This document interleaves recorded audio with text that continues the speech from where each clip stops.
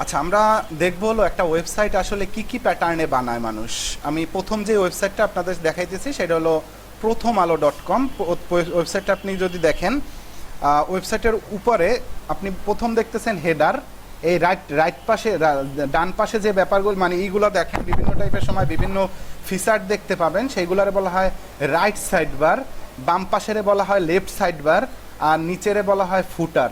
তো একটা ওয়েবসাইটের আসলে 4টা পার্ট থাকে, রাইট মানে header, footer, right side bar, left side bar. তো এই header, footer, right side bar, left side বারে আপনি আর্টিকেলের পাশাপাশি যে কোনো ফিচার অ্যাড করে রাখতে পারেন। যে কোনো ফিচার আসলে কী রকমের, আমরা যদি একটা আর্টিকেল ওপেন করি, এত পরিমাণের অ্যাড দেয়। যেমন একটা আর্টিকেল ওপেন করলাম, দেখেন একটা অ্যাড আসে, এটারে বলা হয় পপ অ্যাড, যেটা একেবারে সামনে আপনার সামনে সরাসরি চলে আসবে, আপনার কিচ্ছু করার নাই, একটা আপনি ক্লোজ করতে পারবেন। শুধু দেখেন মাঝখানে কিন্তু একটা আর্টিকেল শো করতেছে, শুধু আপনি আর্টিকেলটা যদি পড়েন, পান্ডিয়াই প্রথম নন, মুম্বাইয়ের অধিনায়ক হলেই তাদের যেন কি হয়ে যায়। এই দেখেন, এটা হলো একটা আর্টিকেলের টাইটেল, একটা আর্টিকেল সে লিখছে এই টপিক্সটা নিয়ে, সেই আর্টিকেলের টাইটেল, হ্যাঁ টাইটেল হলো এইটা। এরপরে আপনার আর্টিকেলের বডি কি, কই আর্টিকেলের বডি হলো এইগুলো, মানে আর্টিকেলটা সম্পর্কে, এই টপিক্সটা সম্পর্কে সে লিখছে। মধ্যে হয়তো বা ইমেজ থাকতে পারে একটা আর্টিকেলের, এই আর্টিকেল লিখছে, মধ্যে অ্যাড আছে, অ্যাড তো আর আপনি এখন বসাবেন না, অ্যাডের জায়গা তো খালি থাকবে। আপনার মনে করেন এই দেখেন, এই যে ইমেজ বসাইছে, এরপরে এই আর্টিকেল আবার লিখছে, এরপর মধ্যে ইমেজ, আর্টিকেল, আবার ইমেজ, এই একটা আর্টিকেল কমপ্লিট করছে সে। কিন্তু আপনি দেখেন হেডারের যেই জায়গাটা, হেডারের জায়গায় উপরে এই জায়গাটা কিন্তু এমনিতেই রয়েছে। এরপরে আপনার এই রাইট সাইড বারে যে নতুন যে আর্টিকেলগুলো পাবলিশ হয়, সেই আর্টিকেলগুলো এই ডান পাশে কিন্তু দেখা যায়। মানে রাইট সাইড বার এরিয়ায় তার বিভিন্ন টাইপের ফিচারগুলো অ্যাড করে রাখে। কেউ মনে করেন যে রিসেন্ট পোস্ট, মানে নতুন যে পোস্টগুলো দিবে সেইগুলো এখানে মানুষ যাতে খুব সহজে এখান থেকে বের করে পড়তে পারে, এই কারণে এই পোস্টগুলো এই পাশে রাখে। কেউ মনে করেন আবার ক্যালেন্ডার রাইখা দেয়, যাতে মানুষ ক্যালেন্ডার দেখতে পারে। কেউ মনে করেন যে এখানে একটা সার্চের বক্স রাখে, যাতে ইজিলি মানুষ কোনো ব্যাপারে সার্চ দিতে পারে। এইখানে ওনার সার্চের বক্সটা উনি হেডারেই রাইখা দিচ্ছে, আপনি কোনো কিছু খুঁজতে চাইলে এই সার্চ বক্স থেকে আপনি খুঁজে বের করতে পারবেন। এই যেমন এই সার্চ বক্সটারে উনি এইভাবে দিছে। ওকে, এরপরে নিচের, আরে আবার ইংলিশে চলে গেছে। এরপরে নিচের দিকে আপনি যদি দেখেন, নিচের দিকেও সেম ভাবে আসলে অ্যাড যদি বেশি দেয়, ওয়েবসাইটের ইউজার এক্সপিরিয়েন্স অনেক কমা যায়। যেমন দেখেন, এই একদিকে ক্লিক করেন আর একদিকে চলে যায় অ্যাডের কারণে।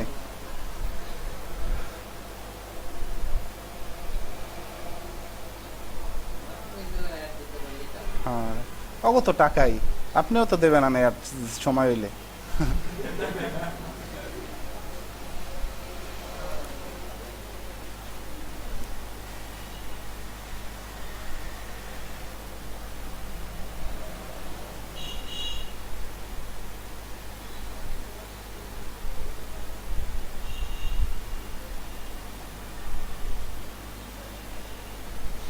আচ্ছা দেখেন, এরপরে ফুটার এরিয়ার মধ্যেও সেমভাবে ঢাকা বিভাগ নিয়ে আরও পড়ুন, মানে ঢাকা বিভাগের হয়তো বা আরও আর্টিকেলগুলো এই নিচে সে রাইখা দিছে, কারণ এই ব্যাপারে যে ইন্টারেস্টেড সেই ব্যাপারগুলোও জানতে চাইতে পারে, এই কারণে সে রাইখা দিছে। এছাড়াও তার ওয়েবসাইটে বিভিন্ন আলাদা আলাদা পেজ থাকে, সেই পেজগুলোর লিঙ্কও সেইখানে, যেমন নাগরিকের সংবাদ, কিশোর আলো, ওদের হয়তো বা কোনো আলাদা আলাদা আরও টপিকস নিয়ে কথা বলে, সেই বন্ধু সভা, প্রথম আলোর, এইগুলো সম্পর্কে সে এই ব্যাপার নিয়ে মানে লিখছে। আচ্ছা, একটা ওয়েবসাইটের উপরে যে মানে আপনি এই পার্টগুলো দেখতেছেন, এইগুলারে বলা হয় ক্যাটাগরি। এই ক্যাটাগরিগুলো আপনি যদি চিন্তা করেন যে সর্বশেষ ক্যাটাগরিগুলো এইখানে, মানে আপনার যত সর্বশেষ আর্টিকেলগুলো আসবে, লেটেস্ট যে কোনো ক্যাটাগরির সর্বশেষ আর্টিকেলগুলো এখানে থাকে। রাজনীতি রিলেটেড যত আর্টিকেল আসে সব এই ক্যাটাগরির মধ্যে পাবলিশ হয়। বাংলাদেশ রিলেটেড যত, সাপোজ মনে করেন যে রাজনীতি নিয়ে আর্টিকেল লিখতেছেন, মনে করেন যে একটা ওয়েবসাইটে তো আর একটা আর্টিকেল নিয়ে একটা ওয়েবসাইট হয় না, হয় আপনারা হয়তোবা মনে করেন যে অনেকে এই রকমেরও আমি অনেকে পাই যে তারা মনে করে যে একটা টপিকস নিয়ে মনে হয় একটা ওয়েবসাইট হয়ে যায়। কিন্তু আপনি যদি প্রথম আলোর ব্যাপারটা চিন্তা করেন, যে রাজনীতির যত সংবাদ আছে সব এই ক্যাটাগরিতে পাবলিশ হয়। যেমন এই আপনার ওবায়দুল কাদেরের নিয়ে নিউজ, এই যেমন উপজেলা নির্বাচন নিয়ে নিউজ, এই যেমন উপজেলা নির্বাচন, জাতীয় সংসদ নির্বাচন, ফিলিস্তিনের রাজনীতি সম্পর্কিত নিউজ, মানে রাজনীতির যত নিউজ আছে সব নিউজ কিন্তু এই রাজনীতি ক্যাটাগরির মধ্যে পাবলিশ হয়। এরপরে আপনি বাংলাদেশ দেখেন, বাংলাদেশ রিলেটেড যত আর্টিকেল আপনি লিখবেন সব আর্টিকেল এই বাংলাদেশ রিলেটেড ক্যাটাগরির মধ্যে পাবলিশ হয়। আচ্ছা, এইগুলো হলো ক্যাটাগরি। তাইলে ক্যাটাগরি ছাড়া আর কি থাকে?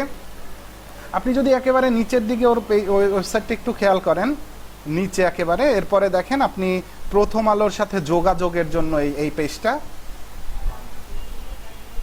এটা হলো একটা পেজ। আচ্ছা, পেজ আর আর্টিকেল বলতে, পেজ আর ক্যাটাগরির মধ্যে একটু পার্থক্যটা আপনারা বুঝেন। একটা পেজে একটা টপিকস নিয়েই শুধু ব্যাপারটা লেখা থাকে, আর ক্যাটাগরির মধ্যে এই রাজনীতি রিলেটেড যত আর্টিকেল পাবলিশ হইবে আর্টিকেলগুলো আপনার ওই ক্যাটাগরির মধ্যে সিলেক্ট করে দেয়, যাতে ওই ক্যাটাগরির মধ্যে কোনো একটা পার্সন ঢুকলে ওই ক্যাটাগরিতে যত আর্টিকেল পাবলিশ হয়েছে সব আর্টিকেল দেখতে পারে। আর পেজের মধ্যে এই কন্টাকাস যেমন একটা নামে পেজ বানাইছে, আপনি কি কন্টাকাসের নামে আর্টিকেল লিখবেন? কোনো আর্টিকেল লেখা লাগবে না। আপনার সাথে কন্ট্যাক্ট করবে কেমনে সেই নিয়ম নীতিগুলো একটা ওয়েবসাইটের যে ডিটেলসগুলো এখানে লেখা থাকে। যেমন এই আপনি প্রথম আলোর কন্টাকাসের পেজের মধ্যে ঢুকছেন, ওরা বলতেছে ওদের হেড অফিস এই জায়গায়, ওই হেড অফিসের ফোন নাম্বার এই, ইমেল এই, ওয়েবসাইট এই ওদের, এরপর ওদের ফলো করার জন্য আরও সোশ্যাল মিডিয়াগুলো এই রাখছে, ওদের সাথে আরও যোগাযোগ করার জন্য ফোন, ফ্যাক্স, ওদের মনে করেন যে আপনি পত্রিকায় বিজ্ঞাপন দিতে চাইলে সেই ক্ষেত্রে বিজ্ঞাপন দেওয়ার জন্য এই মেইলটা ইউজ করবেন। এই সব কিছু ডিটেলস কিন্তু ওদের বরিশালের অফিস, রংপুরের অফিস কোন জায়গায়, মানে ওর সাথে যোগাযোগ করার যত ওয়ে আছে সব ওয়েগুলো মনে করেন ওর যোগাযোগের পেজে লেখছে। তো এই যে যোগাযোগের পেজ আপনি তো বারবার লিখবেন না, একবারই লিখবেন একটা ওয়েবসাইটের মধ্যে। তো একবার লেখার পরে আপনি কিন্তু এইটার মধ্যে আপনার কোনো কাজ নাই। কিন্তু ক্যাটাগরির মধ্যে আপনি বিশ্ব নিয়ে একটা ক্যাটাগরি বানাইছেন, এই বিশ্বর মধ্যে তো আর আপনি একবার লিখবেন না আর্টিকেল। এটার মধ্যে যত আর্টিকেলগুলো লিখবেন সব আর্টিকেলগুলো এই ক্যাটাগরির মধ্যে সিলেক্ট করে পাবলিশ করবেন, যাতে মানুষ পরবর্তীতে বিশ্বতে ক্লিক করলে বিশ্বর মধ্যে যত আর্টিকেল পাবলিশ করছেন সেই আর্টিকেলগুলো দেখতে পারেন। আচ্ছা, তাইলে আমরা ক্যাটাগরি কি আর পেজ কি দুইটার পার্থক্য কি বুঝছি সবাই? না বুঝলে বলেন। আচ্ছা, পেজের মধ্যে একটা যে কোনো টপিকস নিয়ে, যেমন মনে করেন যে প্রাইভেসি পলিসি, প্রাইভেসি পলিসি হলো নিয়ম নীতি। নিয়ম নীতি, তো নিয়ম নীতি কি আপনি ডেলি পাবলিশ করবেন? নিয়ম নীতি আপনার ওয়েবসাইটের নিয়ম নীতি হয়তো বা আপনি কন্টাকাসের পেজে ঢুইকা কন্টাকাসের ফোন নাম্বারটা চেঞ্জ করতে পারেন মধ্যে ঢুইকা, কিন্তু কন্টাকাসের নামে তো আলাদা কোনো আর্টিকেলও লিখবেন না বা আলাদা আর একটা পেজও খুলবেন না। কিন্তু আপনি ওইটার মধ্যেই একবার যে একটা কন্টাকাসের পেজ বানাইছেন, ওই একবারই ওই কন্টাকাসের পেজের মধ্যে হয়তো বা আপনি এডিট করতে পারেন, কিন্তু আপনার কিন্তু আলাদা কোনো কন্টাকাসের আলাদা পেজ বা আপনি আলাদা একটা পেজ খুলে কন্টাকাসের ক্যাটাগরি কিন্তু খোলা লাগে না। ক্যাটাগরি বলতে আপনি চিন্তা করতে পারেন, যদি আপনি ঔষধের দোকানের ব্যাপারে চিন্তা করেন, দেখেন ওনরা কিন্তু মনে করেন এক একটা ঔষধ এক একটা মনে করেন যে ধাপে ধাপে সাজাই রাখে যাতে উনি দ্রুত খুঁজা বের করতে পারে। তো আপনি মনে করেন যদি সাপোজ মনে করেন যে ওনার কাছে জ্বরের একটা ঔষধ একটা গেছে, ওই জ্বরের ঔষধটা উনি মনে করেন যে ওই ধরেন ক্যান্সারের ঔষধের মধ্যে উনি রাখবে না, উনি কিন্তু জ্বর ক্যাটাগরি যে ঔষধগুলো যেখানে রাখে সেইখানেই রাখবে, যাতে তার পরবর্তীতে খুঁজা বের করতে সুবিধা হয়। তো ক্যাটাগরির ব্যাপারটা হলো আপনি ক্যাটাগরিটা বানাবেন এমনভাবে যাতে ওই ক্যাটাগরিতে পরবর্তীতে আর্টিকেল পাবলিশ করতে পারেন। আপনি মনে করেন ক্যাটাগরি বানাইলেন মনে করেন যে 7 রং, এখন 7 রং নিয়ে মনে করেন আর্টিকেল পাবলিশ দিলেন একটা, এখন একটা আর্টিকেল পাবলিশ দিলে তো হবে না, আপনার চিন্তা করতে হবে একটা ক্যাটাগরির মধ্যে অনেক আর্টিকেল যায়। আপনি যদি চাইতেন যে আমি একটা ক্যাটাগরি বানাবো যে বিভিন্ন শিক্ষা নিয়ে, যে শিক্ষার মধ্যে 7 রং একটা টপিকস বানাই দিব, যে 7 রং একটা এখানে বিভিন্ন টাইপের ফ্রিল্যান্সিং বা বিভিন্ন টাইপের কোর্সের ট্রেনিং করানো হয়, তো আপনি মনে করেন যে এরপর যদি আপনি আর একটা ট্রেনিং সেন্টার নিয়ে বা আর একটা শিক্ষা নিয়ে আপনি পোস্ট দিতে যান, তখন ওই শিক্ষা ক্যাটাগরির মধ্যে কিন্তু পাবলিশ দিয়ে দিতে পারেন। আপনার কিন্তু 7 রং নামে কোনো ক্যাটাগরি বানানো লাগে না। আমার কথা কি সবাই ক্লিয়ারলি বুঝতে পারছেন? আচ্ছা, তাইলে পেজ কি আর ক্যাটাগরি কি পার্থক্য আমরা বুঝছি। ওকে, আমরা এখন একটা ওয়েবসাইট দেখলাম হলো প্রথম আলো, এরপরে আমরা আরেকটা ওয়েবসাইট দেখবো, এরপরে আমি আপনাদেরকে বলবো আসলে র্যাঙ্কিং এর ব্যাপারটা নিয়েও একটু কথা। এরপরে যে ওয়েবসাইটটা দেখতেছেন ওয়েবসাইটটার নাম হলো বাংলা সাইবার। এই ওয়েবসাইটের ওনার ওয়েবসাইটের মধ্যে কিভাবে দেখেন কাজ করে, ওয়েবসাইটের এই উপরের অংশগুলো তো আমরা জানি যে ক্যাটাগরি, তাই না? তো আমরা যদি ফ্রিল্যান্সিং ক্যাটাগরির মধ্যে যাই তাইলে তো আমরা বুঝতে পারি যে ফ্রিল্যান্সিং রিলেটেড যত আর্টিকেল আছে এই ক্যাটাগরির মধ্যে আমরা পাবো। ওকে, তো আমরা যদি একটু দেখি এরপরে আর আছে কি ওয়েবসাইটের মধ্যে, এরপরে গ্যাজেট, কোর্স কিউ, কোশ্চেন অ্যান্ড অ্যান্সার, এরপরে বিভিন্ন টাইপের জব সার্কুলার। তো আমরা মনে করেন যে কি করব, আমরা সাপোজ মনে করেন চাকরির খবর ক্যাটাগরির মধ্যে যাই। উনি চাকরির খবর নামেও একটা ক্যাটাগরি বানাইছে, যেটাই উনি সরকারি চাকরি, বেসরকারি চাকরি এরকম ক্যাটাগরি বানাইছে, যেগুলোর মধ্যে উনি কিন্তু আর্টিকেল পাবলিশ করে। আচ্ছা, আমরা সরকারি চাকরির মানে গভর্নমেন্ট জব এই ক্যাটাগরির মধ্যে আসছি। এখন সরকারি জবের যত আর্টিকেল উনি পাবলিশ করছিল সব আর্টিকেল কিন্তু আমি এখান থেকে দেখতে পারতেছি। তো আপনি দেখেন এখানে প্রথম যে আর্টিকেলটা আছে, প্রথম আর্টিকেলটা কর কমিশনার উৎসে কর ব্যবস্থাপনা ইউনিট নিয়োগ WTMU জব সার্কুলার। এরপরে দেখেন ইট্যাগ জব সার্কুলার, এরপরে হলো DOS জব সার্কুলার 2024, তারপর বি ফরেস্ট জব সার্কুলার 2024। ওকে, তার ওয়েবসাইট হলো বাংলা সাইবার, কিন্তু আপনি যদি একটু খেয়াল করেন সে কিন্তু মনে করেন যে BTMU জব সার্কুলার এই কিওয়ার্ডেও র্যাঙ্ক চায় তার এই আর্টিকেলে। আমি আবার একটু বুঝাই আপনারে, যদি আমি এই আর্টিকেলটা ওপেন করি, এই আর্টিকেলটা ওপেন করলাম আমি, গুগলে কেউ সার্চ দিলে হলো BTMU জব সার্কুলার 2024 লেখা। এখন তার ওয়েবসাইটে তো এই কর কমিশনারের আর্টিকেলও আছে, কর কমিশনারের জব সার্কুলারের। কারণ আপনি গুগলে সার্চ দিচ্ছেন হলো BTMU জব সার্কুলার লেখা, আপনি কি চান যে কর কমিশনের আর্টিকেলটা আপনার সামনে আসুক? আমি আবার বলি, আপনি গুগলে সার্চ দিচ্ছেন BTMU জব সার্কুলার, আপনি এই জব সার্কুলারের জন্য অ্যাপ্লাই করবেন। আমি গুগলে সার্চ দেই, সার্চ দিলাম BTMU জব সার্কুলার 2024, এই কিওয়ার্ডটায় সার্চ দিলে দেখেন আমার কাছে কিন্তু এই BTMU জব সার্কুলারের এই বিভিন্ন আর্টিকেলই আসে, এই বিভিন্ন আসে, এই সরকারি job circular, BTMU job circular. মানে আপনার কাছে যদি এই কর কমিশনারের আর্টিকেলটা আসতো, আপনি কি সেটা চাইতেন? আপনি কি চান যে আমার কাছে আমি সার্চ দিছি একটা, আমার কাছে অন্য আরেকটা আসুক? আপনি না, কেউই চায় না এই ব্যাপারটা, তাই না? তো আপনি যদি একটু খেয়াল করেন যে এই ওয়েবসাইটের ওনার BTMU জব সার্কুলার এই কিওয়ার্ডেও সে র্যাঙ্ক চায়। তারপর মনে করেন যদি আপনার, আচ্ছা এইটা কইলো কর কমিশনারের না, আচ্ছা আমরা আরেকটা আর্টিকেল একটু দেখি, কর কমিশনার ছাড়াও এই ইট্যাক্সেরটা দেখি। আচ্ছা দেখেন ইট্যাক্স জব সার্কুলার 2024 এই কিওয়ার্ডটাও কিন্তু সে র্যাঙ্ক চায়, তাই না? সে কিন্তু তার ওয়েবসাইটে যতগুলো আর্টিকেল পাবলিশ করছে সবগুলো আর্টিকেলই কোনো না কোনো কিওয়ার্ড ফোকাস করে আর্টিকেল লিখছে। যে কিওয়ার্ডের কোনো সার্চ ভলিউম নাই বা যে কিওয়ার্ড মানুষ জানতে চায় না সেই কিওয়ার্ড নিয়ে কোনো আর্টিকেলও সে তার ওয়েবসাইটের মধ্যে লিখবে না। সে যেমন ইট্যাগ জব সার্কুলার 2024 এই কিওয়ার্ডে যদি সে র্যাঙ্ক করতে পারে, মানুষ যদি ইট্যাগ জব সার্কুলার 2024 লেখা গুগলে 500 জন লোকে সার্চ দেয়, তার আর্টিকেল যদি পায় তাহলে তার আর্টিকেলে ওই 500 জন লোক আসবে। এরপরে যদি কেউ আবার মনে করেন যে এই আপনার ইট্যাগ জব সার্কুলার ছাড়া যদি আবার কেউ মনে করেন যে BTMU জব সার্কুলার 2024 লেখা সার্চ দেয়, এই কিওয়ার্ডে দেয় মনে করেন যে আবার 200 লোকে সার্চ, তাইলে কিন্তু এভারেজ তার ওয়েবসাইটে যদি 500 আর্টিকেল থাকে, তাহলে 500 আর্টিকেলে আপনি কিন্তু চিন্তা করতে পারেন প্রত্যেকটা আর্টিকেলেই কিন্তু কিছু না কিছু সার্চ ভলিউম আছে, যাতে এভারেজ প্রত্যেকটা আর্টিকেল দিয়েও যদি তার 100 করে ট্রাফিকও ঢোকে, তাহলেও কিন্তু মনে করেন যে আপনার 500 আর্টিকেলে হিউজ ট্রাফিক ঢুকতেছে। এর মানে আপনি কিন্তু, হ্যাঁ, আপনি কিন্তু একটা টপিকস নিয়ে আপনার ওয়েবসাইটটা বানান নাই, আপনি কিন্তু ওয়েবসাইটটার নাম কিন্তু বাংলা সাইবার, কিন্তু আপনার ওয়েবসাইটের মধ্যে আপনি কিন্তু প্রযুক্তি নিয়ে লিখতেছেন, বিজ্ঞান নিয়ে লিখতেছেন, ফ্রিল্যান্সিং নিয়ে লিখতেছেন, চাকরির খবর, সরকারি চাকরি, বিভিন্ন BCS প্রিপারেশন, ইংলিশ প্যারাগ্রাফ, তারপর মনে করেন যে গভর্নমেন্ট জব প্রিপারেশন, তারপর বিভিন্ন টাইপের হেলথ টিপস, লাইফস্টাইল। মানে সে তার ওয়েবসাইটে এত বড় করে ফেলছে যে তার ওয়েবসাইটে বিভিন্ন টপিকস নিয়ে সে আর্টিকেল লেখে, এবং সেই টপিকসগুলো নিয়ে যে আর্টিকেল লেখে সেই টপিকসগুলোর প্রত্যেকটা কিওয়ার্ডে কিন্তু আলাদা আলাদা সার্চ ভলিউম আছে, এবং সে যত সার্চ ভলিউমে কিওয়ার্ডগুলোর মধ্যে আস্তে আস্তে আর্টিকেল লিখবে, সে তত বেশি ট্রাফিক কিন্তু তার ওয়েবসাইটে নিয়ে আসবে। আপনারা কি ব্যাপারগুলো বুঝতে পারছেন? যে মনে করেন সে যদি শুধু ফ্রিল্যান্সিং নিয়ে লিখতো, তাহলে ফ্রিল্যান্সিং এর যতগুলো টপিকস আছে, যেমন মনে করেন ফ্রিল্যান্সিং নিয়ে সে আর্টিকেল লেখে হলো কেরিয়ার ইন ভিডিও এডিটিং, এই কিওয়ার্ডটা নিয়ে লিখলেও তো সে চায় যে তার এই আর্টিকেলটা র্যাঙ্ক থাকুক। এই কিওয়ার্ডটা লেখা কেউ গুগলে সার্চ দিলে সে চায় তো কেরিয়ার ইন ভিডিও এডিটিং এই কিওয়ার্ডে কেউ সার্চ দিলে তার এই আর্টিকেলটা আসুক, তাহলে এই আর্টিকেলটা যদি সে পায়, তাহলে মানে মানুষ পায়, তাহলে তার ওয়েবসাইটের মধ্যে আসবে। তার ওয়েবসাইটে আসলে তার ওয়েবসাইটে আমি আসছি, আমি তার ওয়েবসাইটে অ্যাড দেখতেছি, সে কি আর্নিং করতেছে না? হ্যাঁ, তার এখান থেকে আর্নিং হইতেছে। আচ্ছা, এরপর দেখেন ফ্রিল্যান্সিং মার্কেট প্লেসের বাইরে কাজ পাওয়ার উপায়। তো অনেকে মনে করেন যে গুগলে সার্চ দেয় না ফ্রিল্যান্সিং মার্কেট প্লেসের বাইরে আমি কিভাবে কাজ পাবো, তারপর ইউটিউবে A to Z tutorial, affiliate marketing কি, এই যে অ্যাফিলিয়েট মার্কেটিং কি, এই কিওয়ার্ডটাও সে র্যাঙ্ক পাইলে সে তো মনে করেন যে এই কিওয়ার্ডটায় র্যাঙ্ক আছে, এই কিওয়ার্ডটায় র্যাঙ্ক আছে, এই কিওয়ার্ডটা থেকে 500 ট্রাফিক পায়, এই কিওয়ার্ডটাও যদি র্যাঙ্ক করতে পারে তাহলে আরও 500 পাবে বা 100 পাবে, যাই পাক না কেন।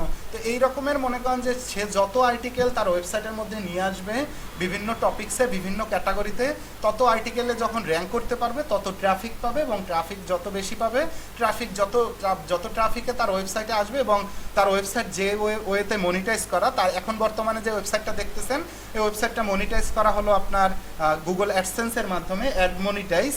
তো এই অ্যাডসেন্সের মাধ্যমে কিন্তু সে ইনকাম করতেছে। আচ্ছা, তো আমরা মোটামুটি বুঝলাম যে আসলে একটা ওয়েবসাইট যখন আপনি আরও একটু খেয়াল করেন যে আপনার প্রথম আলো যে ওয়েবসাইটটা আপনারা দেখছেন, এই ওয়েবসাইটে যে কিওয়ার্ডগুলো, যেমন শেয়ার বাজারে, আচ্ছা আমি যদি এইখান থেকে দেখি, প্রচণ্ড গরমে ফিলিপাইনে ভেসে উঠল 300 বছরের পুরনো শহর। আচ্ছা, এই কিওয়ার্ডে মানুষ কি সার্চ দেয় যে 300 বছরের পুরানো শহর? এই রকমের লেখা তো কোনো সার্চের চান্স নাই। কিন্তু নিউজ পেপারগুলো আসলে আস্তে আস্তে বড় হয়ে যায়, তখন মানুষ এমনিতেই ওর ব্র্যান্ডের ভ্যালুর কারণে মানুষ আসে। নিউজের এইগুলার সার্চ ভলিউম আসলে কিওয়ার্ডগুলো ওইভাবে বের করে মানুষ করতে পারে না। কিন্তু আপনি এই যেমন এই বাংলা সাইবার ওয়েবসাইটটা দেখাইছি আপনাদের, এইগুলোয় কিন্তু ওরা কিওয়ার্ড ফোকাস করে, যে কিওয়ার্ডগুলোর সার্চ ভলিউম থাকে, এবং ওই সার্চ ভলিউমে মানুষ সার্চ দিলে আপনার যদি র্যাঙ্ক থাকে তাহলে কিন্তু আপনার ট্রাফিক আসতে থাকে। কিন্তু আপনি যদি চিন্তা করেন এই নিউজ পেপার ওয়েবসাইটে সাপোজ মনে করেন যে আপনার নায়েব আলী আওয়ামী লীগের মনোনয়ন পাওয়ায় আনন্দ মিছিল, আচ্ছা হয়তো বা মনে করেন যে আপনার আজকে 3 ঘন্টা আগেও পাবলিশ করছে, আজকের দিনের জন্য নায়াব আলী লেখা মানুষ হয়তো বা সার্চ দিতে পারে, কিন্তু আগামী 2 দিন পর তো আর এই নায়াব আলী লেখা মানুষ এই নির্বাচনের কথা মনেও থাকবে না, আর সার্চও দিবে না। তাহলে নিউজের যে ওয়েবসাইটগুলো, এইগুলো আসলে মনে করেন আস্তে আস্তে ব্র্যান্ড হওয়ার পরে মানুষ এইখান থেকে বেশি ইনকাম করতে পারে। কিন্তু এই টাইপের যে ওয়েবসাইটগুলো দেখছেন যে বিভিন্ন কিওয়ার্ড ফোকাস করে এরপরে আর্টিকেল লেখা র্যাঙ্ক করা, আমি কিওয়ার্ড বের করবেন কিভাবে, কিওয়ার্ড রিসার্চ করবেন কিভাবে, এই পার্টে তো আমি যাব। কিন্তু আমি আপনাদের আপাতত বুঝাইতেছি যে আপনারা একটা ওয়েবসাইট যখন বানাবেন, ওই ওয়েবসাইটে বিভিন্ন ক্যাটাগরির আর্টিকেল পাবলিশ করবেন, এবং ওই ক্যাটাগরির বিভিন্ন কিওয়ার্ডের মনে করেন যে আপনি ফোকাস কইরা আর্টিকেলগুলো লিখবেন। আচ্ছা, এইখানে যেমন এই একটা আর্টিকেল দেখেন, এই আর্টিকেলটা সে লিখছে হলো এসএসসি রেজাল্ট 2024 বা আপনার Bangladesh education board with full marksheet. আপনি মনে করেন যে দেখেন এসএসসি রেজাল্ট কিন্তু পাবলিশ হয় না, হয়েছে, উনি কিন্তু আগেই আর্টিকেলটা লেখা রাখছে। উনি জানে যে আমি যদি এখন আর্টিকেলটা লেখা কোনোভাবে র্যাঙ্ক করতে পারি তাহলে 12 তারিখ এইটার রেজাল্ট দিবে, তখন আমি হিউজ ট্রাফিক পাবো এই ওয়েবসাইটের জন্য। তো উনি মনে করেন যে জানে এই কিওয়ার্ডটায় সার্চ ভলিউম হবে এসএসসি রেজাল্ট 2024, এই কিওয়ার্ডে সার্চ হবে ওই দিনকার। আপনিও তো সার্চ দিচ্ছেন না, এই রকমের কিওয়ার্ডে সার্চ হয়। তারপর মনে করেন যে এসএসসির মার্কশিট বা ফুল মার্কশিট, এই রকমের কিওয়ার্ডে সার্চ হয়, এই কারণে সে এই ব্যাপারে সে লিখছে। এরপরে মনে করেন আপনি যদি ওনার আরও আর্টিকেলগুলো দেখেন, এই যে নৌবাহিনীতে নৌ পরিবহন অধিদপ্তরে নিয়োগ বিজ্ঞপ্তি, বাংলা কিওয়ার্ডটারেও ফোকাস করছে। এরপর ডিওএস জব সার্কুলার 2024, এই আর্টিকেলের মধ্যে কিন্তু এই কিওয়ার্ডগুলোর ফোকাস করছে। তো এই কিওয়ার্ডগুলো ফোকাস কইরা সে আর্টিকেল লিখছে। তাইলে আমরা কি মোটামুটি বুঝলাম যে একটা ওয়েবসাইট বানাইলে আসলে অনেকগুলো কিওয়ার্ডে আমি আর্টিকেল লেখা র্যাঙ্ক করতে পারলে আমি অনেক ট্রাফিক জেনারেট করতে পারবো। ওকে, আচ্ছা এরপর আরো একটা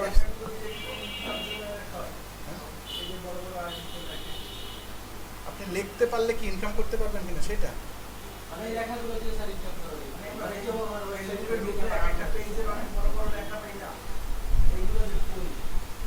ফেসবুকে আগে আপনার মনে করেন যে ওদের আর্টিকেল করাতে করলে একটা রেভিনিউ দিত, ওই রেভিনিউটা অফ করে দিচ্ছে, ওইটা নাই ফেসবুকের, ওইটা নাই। কিন্তু আপনার এই ওয়েবসাইটে এসে যেহেতু উনি পড়তেছে, এখন তো মনে করেন যে ওয়েবসাইটের মালিকের আপনার এই ডান পাশে একটা অ্যাড, এই একটা অ্যাড, এরপর আপনি যেইখানে যেই মনে করেন যে এই অ্যাড, এই যে অ্যাডগুলো দেখতেছেন, এই অ্যাডের বিনিময়ে উনি টাকা পাইতেছে।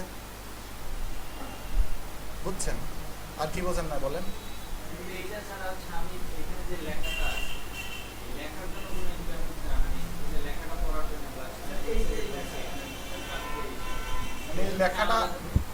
এই লেখাটা যে আমি পড়তেছি ওনার কোনো লাভ হইতেছে কিনা, ওনার অ্যাডটা আমি দেখতেছি না এমনিতে আর আপনার ইনকাম হবে কেমন? আপনি অ্যাড না দিলে আপনার কোনো ইনকামের সিস্টেম নাই। আপনার ইনকামের তো অবশ্যই একটা ওয়ে লাগবে, ইনকাম তো আর ওয়েবসাইট দিবেন আপনারে। এই ওয়েবসাইট ইনকাম এই ওয়েবসাইট থেকে, হ্যাঁ আপনি এই ওয়েবসাইট আরো বরং ব্যবহার করবেন, এইখানে আপনি টাকা দিয়ে কিনতে হবে। কেনার পরে আপনার যখন ওয়েবসাইটটা আসলে প্রপারভাবে আপনার হয়ে যাবে বানানো, এরপরে আপনার যখন মনে করেন কোনো অ্যাড কোম্পানির সাথে আপনি কথা বলবেন যে আমার ওয়েবসাইট অ্যাডের জন্য যোগ্য, আমার ওয়েবসাইটে তুমি অ্যাড দিতে পারো। তখন যদি তারা অ্যাড দেয়, হ্যাঁ আপনার যদি ওয়েবসাইট মনে করেন যে একটা ওয়েবসাইটে আপনি যে অ্যাড দিবেন, অ্যাড দেওয়ার জন্য যোগ্যতা লাগবে তো আপনার ওয়েবসাইটের। যেমন ওয়েবসাইটের একটা যোগ্যতা, মোটামুটি যোগ্যতা বলতে আপনারা চিন্তা করতে পারেন যে 18 থেকে 20,000 ওয়ার্ডের আর্টিকেল থাকতে হবে একটা ওয়েবসাইটে, যে আর্টিকেলের কোনো কপি থাকতে পারবে না।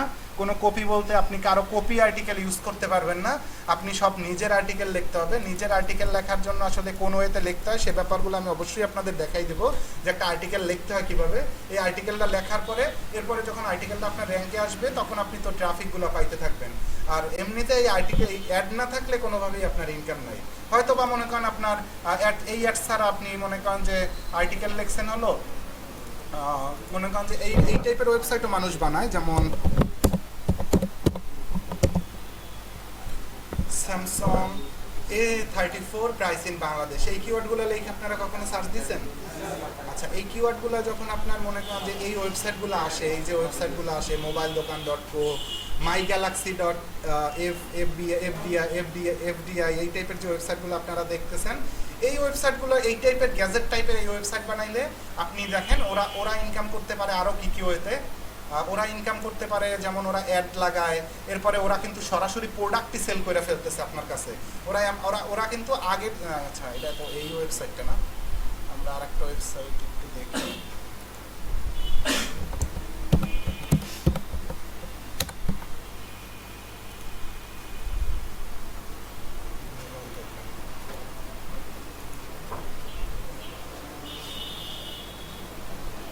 যেমন এই ওয়েবসাইটটা আপনি যদি দেখেন, এখানে মোবাইল আপনার রিভিউ দিছে, এটার প্রাইস কত, এটা কবে লঞ্চ হয়েছে, অফিসিয়াল কত, আনঅফিসিয়াল কত, এই সব ডিটেলস নিয়ে একটা আর্টিকেল লিখছে।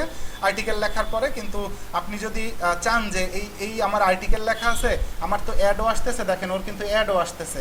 এইখানে যদি সে চায় যে আমি দারাজের সাথে অ্যাফিলিয়েট করব, আমার এইখানে তো অনেক মানুষ আছে, মনে করেন যে মাসে আমার এই ওয়েবসাইটের মধ্যে মনে করেন যে 50,000 লোক আসে, তো 50,000 লোকের মধ্যে আপনি যদি মনে করেন যে আপনার এর মধ্যে লিংক লাগাই দেন, বা আপনি যদি এইখানে লাগাই দেন যে আপনি যদি কিনতে চান তাহলে এই লিঙ্ক থেকে আপনি কিনতে পারেন, এরপরে যদি ক্লিক করে তা দারাজে নিয়ে যায়, তো দারাজ থেকে যদি তারপরে এই প্রোডাক্টটা সে কিনে তাহলে দারাজ থেকে আপনি একটা কমিশন পাবেন।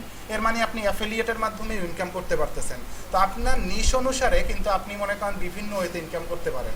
যেমন মনে করেন আপনি ট্রাভেল ওয়েবসাইট বানাবেন, ট্রাভেল রিলেটেড, তো ট্রাভেল রিলেটেড ওয়েবসাইট বানাইলে যে এক জায়গা থেকে আরেক জায়গায় কীভাবে যায়, যেমন আমি বরিশাল থেকে কুয়াকাটা কীভাবে যাব, বা আপনার ওই আর্টিকেলটা লেখার মধ্যে আপনি মনে করেন তুইলা ধরলেন বরিশাল থেকে কুয়াকাটা যাওয়ার জন্য বাস ভাড়া কত, লঞ্চের ভাড়া কত, বা মনে করেন যে প্লেনে যাওয়ার জন্য ওই কি, এই যে টপিকসগুলো নিয়ে আপনার আর্টিকেলের মধ্যে আপনি অ্যাড করবেন, তখন আপনার এই ব্যাপারগুলো নিয়ে যখন মানুষ সার্চ দিবে, তখন আপনার যখন ভিজিটর আসা শুরু করবে, তখন আপনারই নক করা শুরু করবে বিভিন্ন ট্রাভেল এজেন্সি বলতে যেমন বিভিন্ন আপনার যেমন এয়ার টিকিট সেল করে না যারা, এরাই আপনার নক দিয়া বলবে যে ভাই আপনার ওয়েবসাইটে তো যেহেতু প্রতি মাসে 20,000 বা 10,000 লোক আসে, বা আপনিও যদি ওনারে নক দিয়ে বলেন প্রথম অবস্থায় আপনার যদি কম আসবে, যখন সাপোজ আপনার ওয়েবসাইটে 5,000 বা 2,000 লোক ভিজিটর আসে, আপনি যদি বলেন ভাই আমার ওয়েবসাইটে পার ডে ভিজিটর আসে 2,000, আপনারা আমার ওয়েবসাইট দেখেন, যদি আপনার ভালো হয় তাহলে আপনি আমার ওয়েবসাইটে অ্যাড দিতে পারেন। এগুলো হলো স্পন্সর অ্যাড। তো এইভাবেও আসলে ইনকাম করা সম্ভব, কিন্তু আপনার মনে করেন কারো কাছে যদি নাটা চাইতে চান তাহলে আপনি মনে করেন সরাসরি গুগলের অ্যাডসেন্সের অ্যাড লাগাই দিতে পারবেন, কারো কাছে যাওয়া লাগবে না। আপনার প্রতি মাসে 28 তারিখ আপনার টাকা আপনার ব্যাংকে পাঠিয়ে দিবে, কারোর সাথে কোনো মানে কথা বলার দরকার নাই, কারোর সাথে যাওয়ার দরকার নাই, কারো কাছে আপনার কোনো কিছুরই দরকার নাই। আর আপনি এই টাইপের অ্যাফিলিয়েট, যেমন দারাজের অ্যাফিলিয়েট করলেন, দারাজের অ্যাফিলিয়েট করলেও আপনার কারো কাছে যাওয়া লাগবে না, দারাজের প্রোডাক্ট সেল হবে, আপনার কমিশন দিবে। এছাড়া মনে করেন যদি আপনি ভালো, যেমন মনে করেন যে বড় বড় ট্রাভেল কোম্পানিগুলোর সাথে কন্ট্যাক্ট করতে পারেন, তাহলে আপনার মনে করেন যে মান্থলি বেস হায়ার করে নেয়। আপনি মনে করেন যে কয়জনের টিকিট কাটলো ওইগুলো দেখে না, আপনি বলবেন যে আমার ওয়েবসাইটের হেডারে আপনার একটা অ্যাড শো করাই রাখবো, আপনি প্রতি মাসে আমার 5,000 টাকা দিবেন বা 10,000 টাকা দিবেন, আপনার ওয়েবসাইটে ভিজিটর আসলে এমনিতেই আপনার নক দিবে, আপনার নক না দিলেও হবে। কি বলছি বুঝতে পারছেন? কিভাবে বুঝবেন? তো ওয়েবসাইট যখন বানাবো তখন বুঝবেন। শো করে কি আপনার ওয়েবসাইট বানাইলে ভিতর থেকে তো আমরা অবশ্যই বুঝতে পারি কি কয়জন ট্রাফিক ঢুকতেছে, আমি কোন কিওয়ার্ডে র্যাঙ্ক পাইতেছি, সবই তো আপনি বুঝবেন।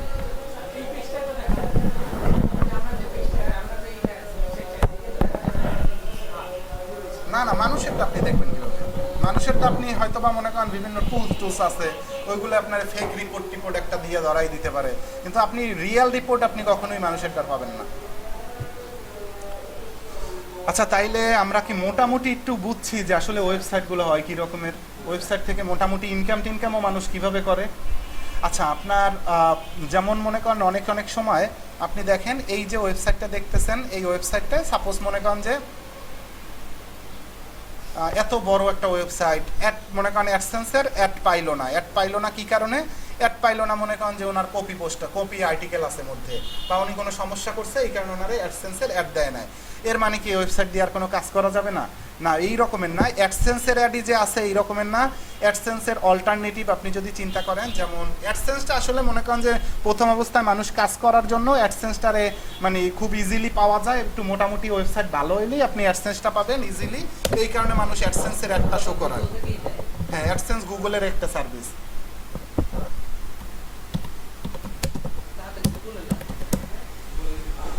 কি ধরনের কথা বলেন?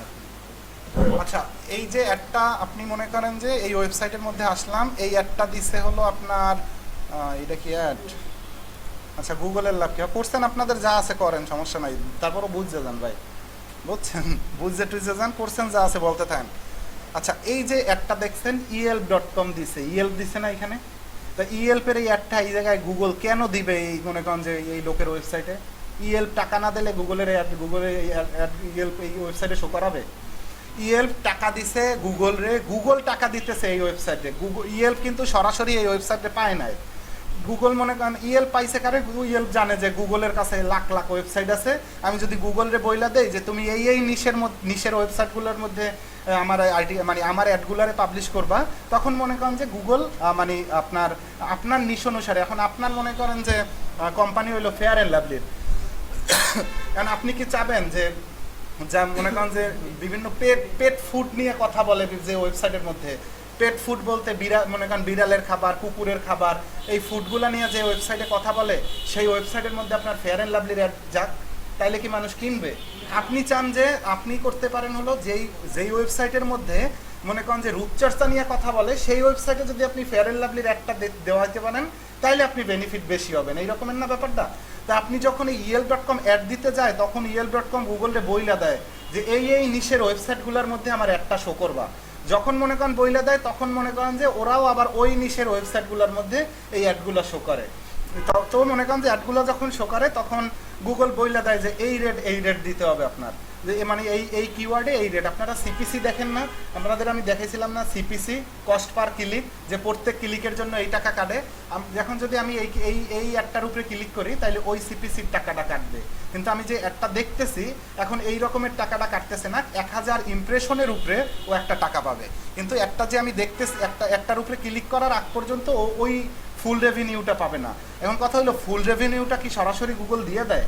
ফুল রেভিনিউটা আপনারা তো কখনোই দেবে না। গুগলের মাধ্যমে, গুগলের কাছে আগে গেছে ইয়েলপ, এরপরে গুগল আপনার মনে করেন আপনার ওয়েবসাইটে একটা দিছে, তো ফুল রেভিনিউ তো কখনোই দেবে না। যদি আপনার গুগল $1 চার্জ করে একটা ক্লিকে, তাহলে আপনারে দিবে হলো আপনার ওই ফুল টাকাটা 55%, আর 45% গুগল রাইখা দেয়। ঠিক আছে? তো এইভাবে আসলে ডিভাইড করে টাকাটা। এখন কি বুঝতে পারছেন কেন টাকা দেয় গুগল? গুগলের লাভ কি তাইলে বুঝছেন? আর কোনো কোশ্চেন থাকলে বলেন। আচ্ছা, তো আপনার অ্যাডসেন্স আপনি মনে করেন যে আপনি পান নাই, বা আপনি মনে করতেছেন আমার অ্যাডসেন্স টাকা কম দিতেছে, আমার ওয়েবসাইট তো অনেক বড় ওয়েবসাইট, আমি অনেক বড় করে ফেলছি ওয়েবসাইট। আসলে মনে করেন একটা ওয়েবসাইট আপনাদের তো ওই দিনকার আমি দেখাইলাম, একটা ওয়েবসাইটের ভ্যালু অনেক বাইরে যাইতে পারে। যা ওয়েবসাইট আপনি কতটা এফোর্ট দিতেছেন ওয়েবসাইটের উপরে, সেইটার উপরে ডিপেন্ড করে, এবং আপনার ওয়েবসাইট কত পরিমাণের আর্নিং করতেছে, আর্নিংটা ডিপেন্ড করে আপনি কত ভালো কিওয়ার্ড নিয়ে আপনার ওয়েবসাইটটা বানাইতেছেন। আপনি যদি ইংলিশ ভালো পারেন, তাইলে আমি আপনাদের বলবো ইংলিশের ওয়েবসাইটই বানানোর জন্য। ইংলিশ কিওয়ার্ডগুলোর আসলে অনেক হাই সিপিসি থাকে এবং আর্নিং অনেক বেশি, যে আপনি কল্পনাও করতে পারবেন না যে এত আর্নিং। কিন্তু বাংলা কিওয়ার্ডগুলো বাঙালি আসলে মনে করেন যে ওইভাবে সার্চ দেয় না বাঙালি এখন পর্যন্ত। তো এই কারণে আসলে আর বাঙালি সার্চ দিলেও ইংলিশ কিওয়ার্ডই বাঙালিও সার্চ দেওয়া শুরু করে, মানে বাঙালিও বাংলা কিওয়ার্ডে সার্চ কম দেয়, তাই না? তো এই কারণে সিপিসিটা কম থাকে। আপনারা যদি যারা ইংলিশ ভালো পারেন, তাদের জন্য আসলেই ভালো সুযোগ এটা, যে আপনি একটা ওয়েবসাইট অনেক দূরে নিয়ে যাইতে পারবেন। তবে ইংলিশ না পারলে আপনি অবশ্যই বইসা থাকবেন না, আপনি বাংলা নিয়ে অন্তত কাজ করে আপনার ওয়েবসাইটের যত কাজ আছে সব কইরা অন্তত আপনার ওয়েবসাইটে আর্নিংয়ের পর্যন্ত নিলে ওয়েবসাইট আপনি সেল কইরাও দিতে পারবেন। আপনার ওয়েবসাইটে আপনি যদি অ্যাডসেন্স পর্যন্ত নিয়ে আসেন, আপনার একটা ওয়েবসাইটে অ্যাডসেন্স পাওয়ার জন্য আপনারা আমি বলছিলাম যে 20,000 ওয়ার্ডের কন্টেন্ট দিতে হয়, মানে আর্টিকেল, এবং আপনি মনে করেন যে কোনো টাইপের কপিরাইট দিতে পারবেন না। যদি আপনি এতটুকু কাজ করে অ্যাডসেন্সটাও নিয়ে আসতে পারেন তাহলেও আপনি 10-15 হাজার টাকা আপনার ওয়েবসাইটটা সেল করে দিতে পারবেন অ্যাডসেন্স পাওয়ার আগ পর্যন্ত। এরপরে আর্নিং হইলে তো একটা আর্নিংয়ের আপনি যদি আপনার ওয়েবসাইট থেকে $100 আর্নিং করেন, লাস্ট 3 মাসের আর্নিং ইন্টারে যদি আপনি আবার ভাগ দিয়ে আবার গুণ দিয়ে অ্যাভারেজ করেন, তাইলে লাস্ট 3 মাসের অ্যাভারেজ আর্নিংয়ের 29 বা 30 গুণ বেশি দামে একটা ওয়েবসাইট সেল হয়। কি বলছি বুঝতে পারছেন?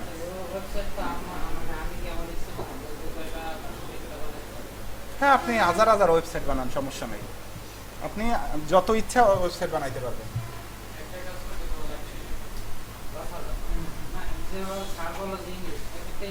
আপনি আপাতত বাংলা ওয়েবসাইট একটা ওয়েবসাইট বানাইছেন যেটা আপনি ইংলিশ এখন আপাতত একটু কম পারতেছেন, কিন্তু আপনি ইংলিশ নিয়ে ট্রাই করতেছেন, আপনি বাংলা ওয়েবসাইট নিয়ে আর্টিকেলটা নিয়ে ওয়েবসাইটটা বানান, সমস্যা নাই। এরপর আপনি পরবর্তীতে ওই ওয়েবসাইটে ইংলিশ দেন, বাংলা আর্টিকেলগুলো সব রিমুভ করে ফেলেন, কোনো সমস্যা নাই। অ্যাডসেন্স পাওয়ার আগে কোনো টাইপের মানে আপনার কপিরাইট আর্টিকেল দিতে পারবেন না। দরকার হলে আপনি মনে করেন যে ধরেন আর্টিকেল লিখতেছেন কুয়াকাটা কিভাবে যাবেন, এর মধ্যে আপনি জীবনের হিস্ট্রি লিখে দেন, কোনো সমস্যা নাই, কিন্তু কপি দিতে পারবেন না কারোরা।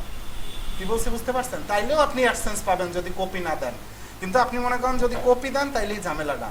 কপি আর্টিকেল মানে আপনি একটা আর্টিকেল থেকে মানে আপনি একটা টপিকসে কপি ছাড়া কিভাবে আর্টিকেল লিখবেন, আমরা আর্টিকেল রাইটিং এর ক্লাস করব, তখন আমরা এই ব্যাপারগুলো নিয়ে আলোচনা করব।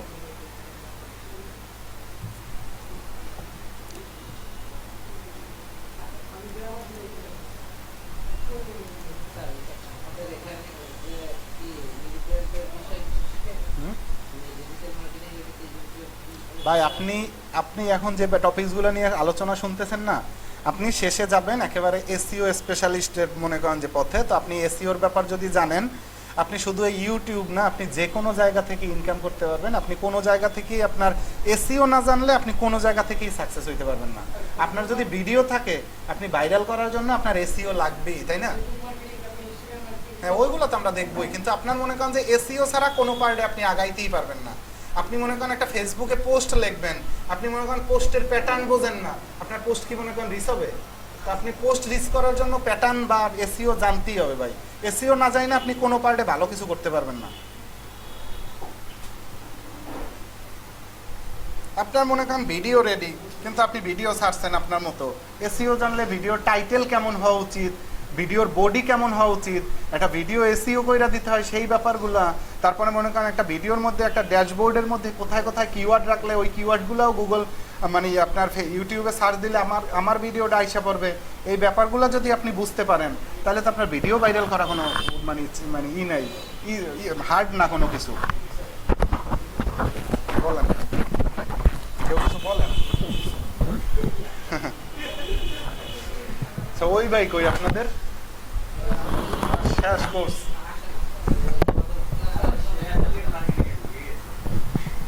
ভাই আপনি র্যাঙ্ক করতে পারলে অ্যাফিলিয়েট না, আপনি সবই করতে পারবেন। আপনি যদি মনে করেন একটা ওয়েবসাইটের এই প্যাটার্ন বুঝতে পারতেছেন, আপনি মনে করেন যে একটা কিওয়ার্ড বের করা বুঝবেন, আপনি মনে করেন যে একটা আর্টিকেল লেখা বুঝবেন, তাইলে আপনি অ্যাফিলিয়েটের ওয়েবসাইট বানাইতে পারবেন না?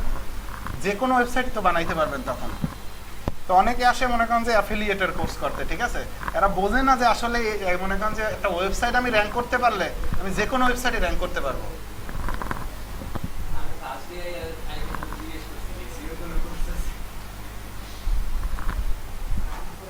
এসইও ভাই, এসইও ছাড়া আসলে এই অনলাইন ফিল্ডে দাঁড়ানোটা খুবই টাফ ভাই। আপনার মনে করেন যে ওয়েব ডেভেলপার আছে না, যারা ওয়েব ডেভেলপাররা কিন্তু মনে করেন এসইও জানে না। এই কারণে কিন্তু মনে করেন যে ওরা ওয়েবসাইট বানাইতে পারে অনেক সুন্দর, কিন্তু ওই সুন্দর ওয়েবসাইট বানাই কোনো তো লাভ নাই। এসইও না করলে তো গুগলই র্যাঙ্ক করবে না। আপনি ওয়েবসাইট গুগলে যদি র্যাঙ্ক না হয়, তাহলে কি ট্রাফিক আসবে? ট্রাফিক আসবে না, তাইলে ওই সুন্দর ওয়েবসাইটের কোনো ভ্যালু আছে? তো আপনার মনে করেন এসইও জানতেই হবে। ওয়েব ডেভেলপার মনে করেন যে দিন শেষে ওই এসইওর কারণে ডাউনে বসে থাকে, কিন্তু উনি কিন্তু ওয়েবসাইট বানাই ফেলতে পারে টপ। বলেন।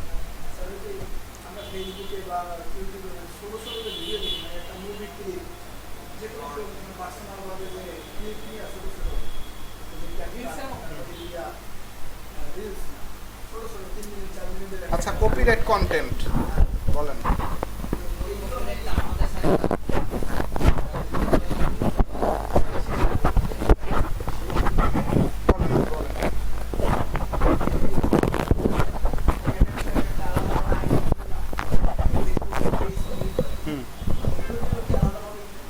হ্যাঁ, ফেসবুক মনিটাইজেশন আছে, যে মনিটাইজেশনের মাধ্যমে ফেসবুক থেকে আপনি ফেসবুক রিলস এবং আপনার ফেসবুকের ইনস্ট্রিম অ্যাড আছে, ভিডিওর মধ্যে যে অ্যাডটা চলে, ওই দুইভাবে ইনকাম করা যায়। আমরা ওই ব্যাপারগুলো নিয়েও আপনাদের আইডিয়া দেবো, যে ব্যাপারগুলো চাইলে আপনি কাজ করতে পারেন।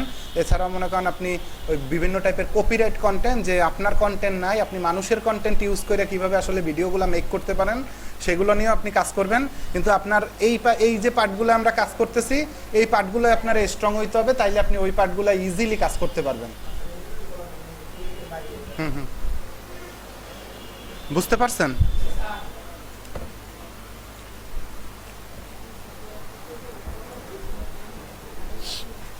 আচ্ছা, আরও একটা ওয়েবসাইট ছিল না, বিডি ফুড রেসিপি নামের। আচ্ছা, এটাও দেখি, যেহেতু আছে এই জায়গায়।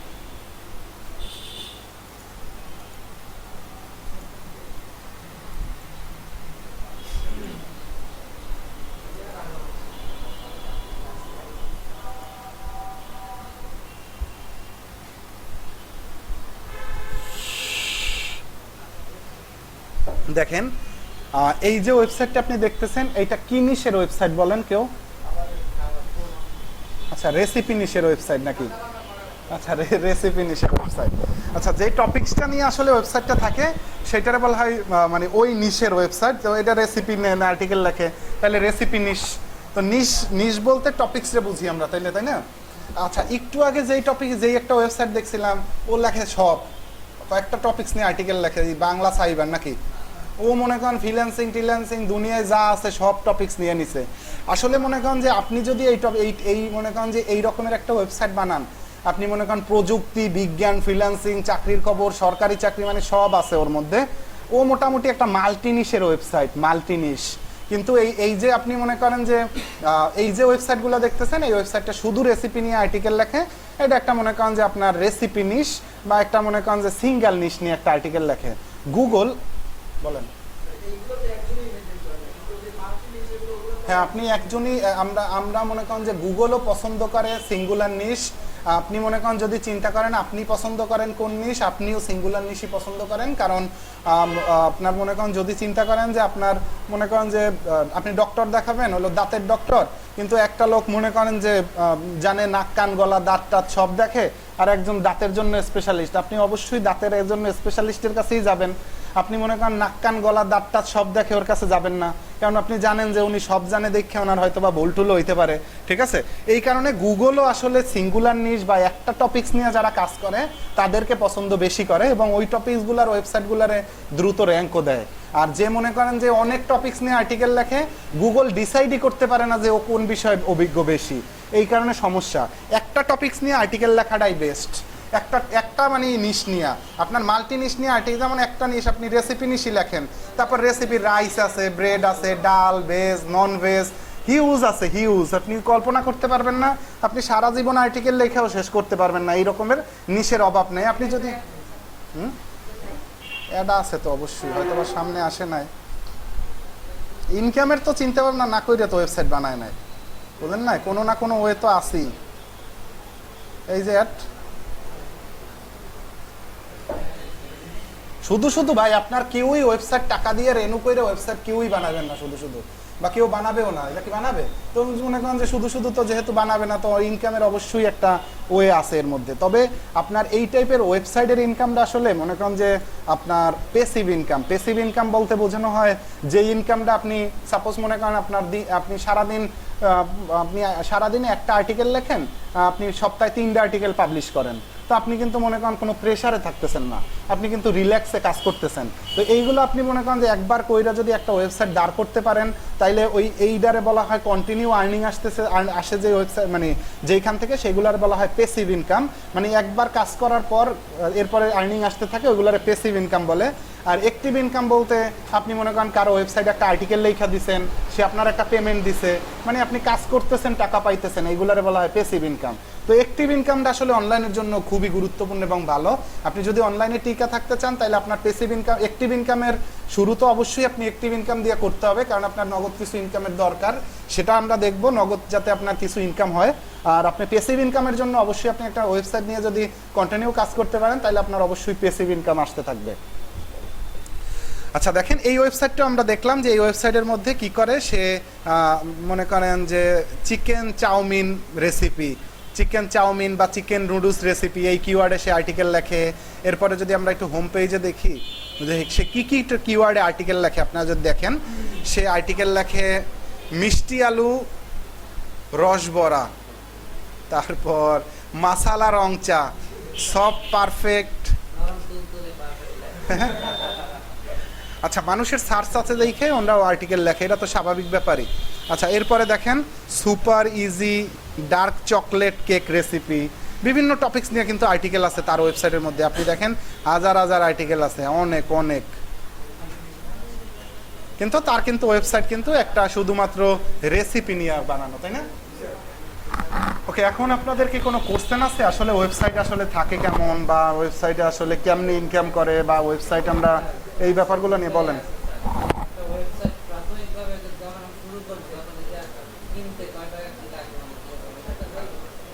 আচ্ছা, আমরা একটা ওয়েবসাইট কিনতে আসলে মোটামুটি আমরা ওয়েবসাইট কেনার ক্লাসে যাইতে আমাদের আর হয়তো বা আমাদের ৬-৭টা ক্লাস করা লাগতে পারে, এরপরে আমরা ওয়েবসাইট কেনার ক্লাসেই চলে যাব। তো না শূন্যরা টাকা টাকা জমান লাগবে না আপনার। মোটামুটি একটা ওয়েবসাইট কিনতে আমাদের মোটামুটি খরচ হইতে পারে আপনার ডোমেন এবং হোস্টিং কিনতে হবে এবং আপনার থিম কিনতে হবে। যেহেতু থিম, এই যেমন আপনারা ওয়েবসাইটের ডিজাইনগুলো দেখতেছেন, এই ডিজাইনগুলো করা হলো সিএমএস এর উপর। সিএমএস বলতে বোঝানো হয় কন্টেন্ট ম্যানেজমেন্ট সিস্টেম, সিএমএস। আর আপনি যদি কোডিং জানেন তাহলে আপনি কোডিংয়ের মাধ্যমে ওয়েবসাইট মেক করতে পারেন। সেহেতু আপনার জানতে হবে HTML, CSS, জাভাস্ক্রিপ্ট, পাইথন, বিভিন্ন ল্যাঙ্গুয়েজ তো আপনারা শুনছেন যে এই টাইপের ল্যাঙ্গুয়েজগুলো দিয়ে মানুষ ওয়েবসাইট বানায়। তো আপনি যদি এই ল্যাঙ্গুয়েজ জানেন তাহলে ল্যাঙ্গুয়েজ দিয়ে আপনি ওয়েবসাইট বানাইতে পারেন। আর যদি ল্যাঙ্গুয়েজ না জানেন তাহলে আপনি বিভিন্ন সিএমএস ইউজ করতে পারেন। যেই সিএমএস এর মধ্যে সব থেকে টপ সিএমএস হলো ওয়ার্ডপ্রেস, আর আমরা ওয়েবসাইট বানাবো ওয়ার্ডপ্রেস দিয়ে। ওয়ার্ডপ্রেসের মোটামুটি না একটা পপুলার সিএমএস, এবং মোটামুটি আপনি চিন্তা করতে পারেন যে সিএমএস ইউজারদের মধ্যে 90% প্লাস ইউজার ওয়ার্ডপ্রেস ইউজ করে, এবং খুব হাই সিকিউরিটিফুল ওয়েবসাইট থাকার কারণে। আচ্ছা, হাই সিকিউরিটিফুল ওয়েবসাইট এই ওয়ার্ডপ্রেস দিয়ে আসলে মেক করা পসিবল। তো এই যে ওয়ার্ডপ্রেসের থিমগুলো আসলে এই ডেভেলপার যারা আছে এরাই বানায়। তো আপনার এই থিম কিনতে হবে, থিম কেনার জন্য আপনার একটা খরচ আছে, এবং ডোমেন হোস্টিং কেনার জন্য আপনার একটা খরচ আছে। ডোমেন হোস্টিং কেনার জন্য আপনি মোটামুটি $30 যদি লোড দেওয়া হয় আপনার নেম চিপে। আমরা ডোমেন হোস্টিং কেনার জন্য আমরা ইন্টারন্যাশনালি মার্কেট প্লেস যেমন নেমচিপ থেকে আমরা ডোমেন হোস্টিং কিনি। নেমচিপ, এইখান থেকে আপনি যদি ডোমেন হোস্টিং কিনেন তাহলে আপনি কারো মাধ্যমে কিনতেছেন না, আপনি সরাসরি ডোমেন হোস্টিং প্রোভাইডার কোম্পানি থেকে কিনতেছেন। আপনি চাইলে রিসেলও করতে পারবেন, কিন্তু রিসেল করার জন্য আপনার মাথায় থাকতে হবে রিসেলার প্ল্যান কিনতে হয়, রিসেলার প্ল্যান আছে, তো এইগুলো কিনতে হয়। আর আমরা যদি শুধু ডোমেন হোস্টিং কিনি, আমরা কারো মাধ্যমে না, তাহলে আপনার ডোমেনের জন্য প্রথম বছর আপনার মোটামুটি $8, $9, $7-8 মতো খরচ হয়। আর $25, মোটামুটি $30 লোড দিলে আপনার আর ডলার থাকবে না। আর যদি $2-1 থাইকাও যায় সেই ডলারটা আপনার অ্যাকাউন্টেই থাকবে, $2-1 যদি থাকে। তো এই ডোমেন হোস্টিংয়ের জন্য আপনার মোটামুটি $28 থেকে $30 মতো লোড দিলেই হয়। আর আপনার সিএমএস এর ক্ষেত্রে যেহেতু ওয়ার্ডপ্রেস ইউজ করতেছেন, ওয়ার্ডপ্রেসের এক একটা থিমের হিউজ দাম, এক একটা থিমের দাম মনে করেন $100, $150 এক একটা থিমের দাম। তো এত টাকা দিয়ে একটা থিম কেনা সম্ভব না। তো আসলে থিমও সেলার আছে যারা রিসেলার, থিম সেলারের, তাদের মাধ্যমে আপনি মনে করেন যে থিম মানে কিনতে পারবেন, থিমের লাইসেন্স কিনতে পারবেন। আপনার থিমের লাইসেন্স এই রকমের সেল হয় যে আপনি একটা থিমের লাইসেন্সও কিনতে পারবেন চাইলে, বা আপনি চাইলে মনে করেন যে একসাথে আপনি অনেকগুলা লাইসেন্স কিনে রাখলেন, আপনার যতগুলা ওয়েবসাইট আছে সে আপনার অতগুলা ওয়েবসাইটে আপনি লাইসেন্সগুলো ইউজ করতে পারবেন। আপনার ওয়েবসাইট ছাড়া আপনি অন্য কারো কোনো ওয়েবসাইটে ইউজ করতে পারবেন না ওই লাইসেন্স। তো ওই লাইসেন্স আপনি যদি কেনেন সেক্ষেত্রে আপনি ওয়ার্ডপ্রেসের প্রায় 8 থেকে 10টা থিম এবং মানে পেইড থিম আর আপনার লাইসেন্স সহ থিম, এবং আপনি ব্লগার। আমরা গত দুই তিন দিন পরই, আমরা 2-3 দিন না, আমরা মেবি আগামী ক্লাস এর পরের ক্লাসেই আমরা ইসে যাব, বৃহস্পতিবার মেবি আমরা ব্লগারের ওয়েবসাইট ক্রিয়েট করব, ফ্রি ওয়েবসাইট। ওইগুলোর মধ্যেও আপনি পেইড টেমপ্লেট ইউজ করতে পারবেন, যেই টেমপ্লেট সহ ওরা মোটামুটি 12 থেকে 13টা আপনার থিম দেয়, যেই থিমের দাম আমরা গত ব্যাচে কিনছিল ওরা 1020 টাকা কইরা, মানে সম্পূর্ণ প্যাকেজ কিনছিল, যার মধ্যে আপনার ওয়ার্ডপ্রেসের থিম থাকে 8-10টা, আর ব্লগ স্পটের যেই মধ্যে মনে করেন আপনি নিউজ পেপারের থিম পাবেন, এরপরে আপনার এই যেমন ব্লগারের থিম পাওয়া যায়, তারপরে আপনার মনে করেন যে অনেকে অনেক টাইপের থিম ওয়েবসাইট বানায়, যেমন রেসিপির ওয়েবসাইট বানায়, কেউ নিউজ ওয়েবসাইট বানায়, কেউ আপনার মনে করেন যে ব্লগ ওয়েবসাইট বানায়। তো এই টাইপের আপনি 8-10টা থিম পাইলে আপনার লাইফ আর থিম কেনা লাগবে না। যদি আপনি কন্টিনিউ হাজার ওয়েবসাইটও বানান, আপনার আইপিতে আপনি ইউজ করলে আপনার কোনো সমস্যা নাই। তো আপনার মোটামুটি চিন্তা করতে পারেন যে ওইখানে $30 দাম যদি আপনার 32-3300 টাকা হয়, আপনার মোটামুটি 4000-4200 টাকায় কিনতে পারবেন। যদি আমি তা আপনারে তখনই কিনতে বলবো, আপনি যদি নিজে আসলেই মনে করেন যে আমি ওয়েবসাইটটা নিয়ে কাজ করব, তাইলেই আমি আপনারে বলবো আসলেই কেনেন। আপনি যদি চিন্তা করেন না আমি কাজ করব না, তাইলে আপনার কেনারই দরকার নাই। আপনি যদি কেনেন, আপনি ক্লাস শেষ মানে আপনার যদি কোয়ালিটিফুল আর্টিকেল দিতে পারেন, আপনি ওয়েবসাইট বিক্রি কইরা দিলেও, আপনি মনে করেন যে অ্যাডসেন্স পাওয়ার পরে আপনি বিক্রি কইরা দিলেও 10 থেকে 15,000 টাকা আপনি বিক্রি করে ফেলতেছেন, আপনার মোটামুটি ল্যাপটপ সহ উঠাই ফেলতে পারতেছেন। কিন্তু আপনি কাজ না করলে সবটাই লস, আপনি কাজ করলে পুরোটাই লাভ। আপনি কাজ করলে অ্যাডসেন্স আপনি পাবেন, মোটামুটি এতটুকু গ্যারান্টি দেওয়া যায়, যদি আপনি কোয়ালিটিফুলভাবে আমার দেখানো পথে কাজ করতে পারেন। আর আপনি কাজ না কইরা তো কোনো ওয়েও নাই, আপনি কাজ তো করতেও হবে আপনার ক্লাসের সাথে সাথে। আর আপনি কাজ না করলে ভিতরের ড্যাশবোর্ড বুঝবেন না, একটা ওয়েবসাইটে আর্টিকেল পাবলিশ করে কিভাবে সেইটা বুঝবেন না, একটা থিম কিভাবে ডিজাইন করতে হয় সেগুলো বুঝবেন না। এই সমস্যাগুলো তো আপনার ফেস করতেই হবে। আর যদি আপনার ওয়েবসাইট থাকে তাহলে তো আপনি মনে করেন সম্পূর্ণ ওকে কইরা ফেলতেছেন সাথে সাথে। আর ওয়েবসাইটের ব্যাপারে আমরা আসলে কাজগুলো এইভাবে করি যে আমরা একটা ওয়েবসাইট দিয়ে আসলে কাজটা এখানে দেখে বাকি সম্পূর্ণ কাজ আপনারা কেনা সহ আমিও কিনা দিব না, আপনি কিভাবে কিনবেন, কেমনে কিনবেন, কেনার জন্য কি করণীয় সব আমি ওই দেখাই দিব, আপনি বাসায় বসেই আপনি কিনবেন। ঠিক আছে?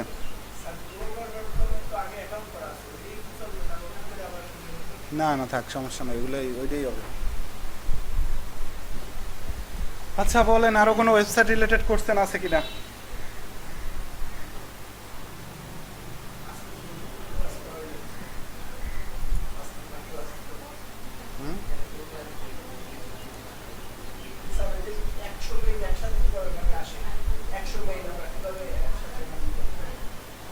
একশো আসে, রেজাল্ট আসে, সেইটা খোঁজ দিই মনে হয়। আচ্ছা আমি দেখতেছি, 100 রেজাল্ট আসে, ওয়েবসাইট আসবে কেমনে? আচ্ছা আমরা এই টপিকসটাকে শেষ করি, এরপরে আমি এটা দেখতেছি, দাঁড়ান। এইটা একটু আপনাদের কাজ তো বাসায় বসে করতে হবে। আচ্ছা আমি যা টপিকসে বলছি এতক্ষণ, ওয়েবসাইটের ক্যাটাগরি, তারপর মনে করেন যে আপনার আর্টিকেলের ব্যাপারগুলা, এইগুলাই মনে করেন যে একটু ভালোভাবে ক্লাস মানে ব্যাপারটা দেখেন বাসায় বসে, মানে আপনার মাথায় এটা একটু ঢোকানো ট্রাই করেন। ঠিক আছে? কি বলেন? শিওর কি না? যা আপনারা বুঝতেছেন না, যাবো সামনের দিক। বলেন ঠিকভাবে বলেন।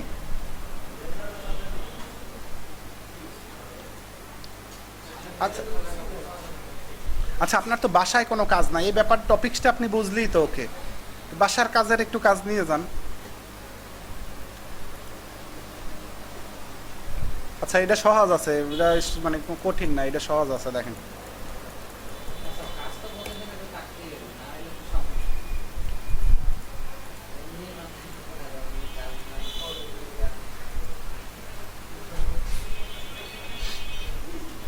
আচ্ছা ওয়েবসাইটের পার্ট নিয়ে আপনাদের আরও দেখাইতে হবে, বুঝছেন? ওয়েবসাইটটা আসলে ইজি না, তো ওয়েবসাইটের মধ্যে অনেক কিছু থাকে। আচ্ছা আমরা আজকের ক্লাসটা দেখবো হলো ই কমার্সের প্রোডাক্ট অ্যানালাইসিস। ই কমার্সের প্রোডাক্ট অ্যানালাইসিস আসলে